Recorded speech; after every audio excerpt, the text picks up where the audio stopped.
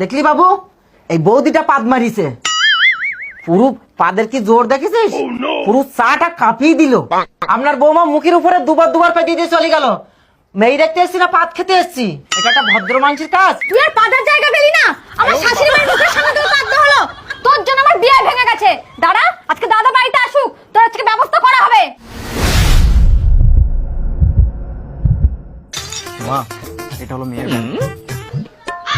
এই বাড়ি? তুই তো বললি মেয়ে বাপেরা খুব বড় লোক।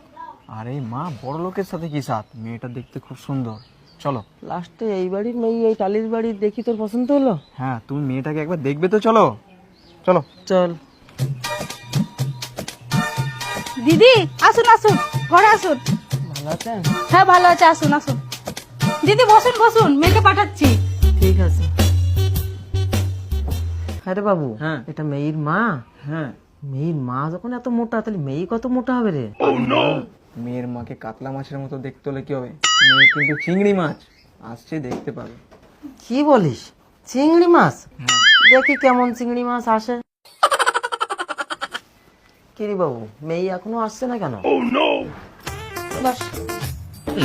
কাকিমা, এই যে মেয়ে।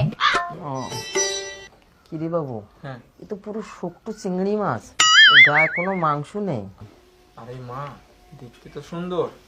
তো সেটা দেখতে সুন্দর। আচ্ছা আপনারা বসুন, আমি একটু চায়ের ব্যবস্থা করি।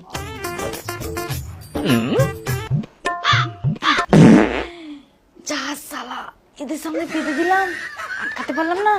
কেটে পড়ি। বাবু, কি একটা পচা পচা গন্ধ খাচ্ছে না? হ্যাঁ। তুই কি পেদি দিলে? বলো না তুমি। তাহলে মেয়েটা মনে হয় পেদি দিয়েছে। কি বিচ্ছিরি গন্ধ হচ্ছে। দেখেছো বৌদি কত বড় শয়তান, আমার শাশুড়ি মায়ের মুখের সামনেই পানতে হলো। কাকিমা, চা নিন। খাও। হ্যাঁ,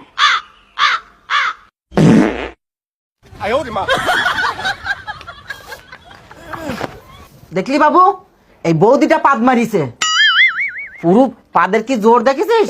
পুরো চাটা কাঁপিয়ে দিল। না, এ রসা আর খাওয়া যাবে না।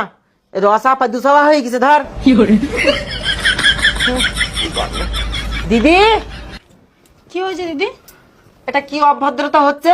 আপনার বৌমা মুখের উপরে দুবার পা দিয়ে চলে গেল। মেয়ে দেখতে এসছি না পাদ খেতে এসছি? এটা একটা ভদ্র মানুষের কাজ। কিছু মনে করবেন না, আমার বৌমার একটু দোষ আছে। দোষ?